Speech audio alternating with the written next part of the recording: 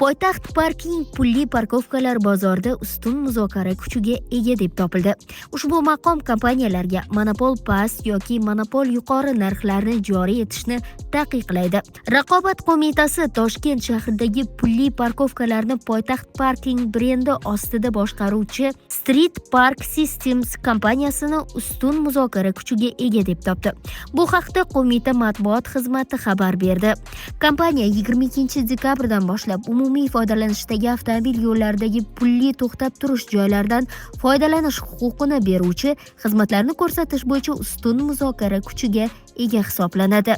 Raqobat to'g'risidagi qonunning 18-moddasiga ko'ra, ustun muzokara kuchiga ega deb e'tirof etilgan xo'jalik yurituvchilarning raqobatni cheklashga, iste'molchilar va boshqa xo'jalik yurituvchilarning huquq va manfaatlarini kamsitishga olib keladigan harakatlari taqiqlanadi.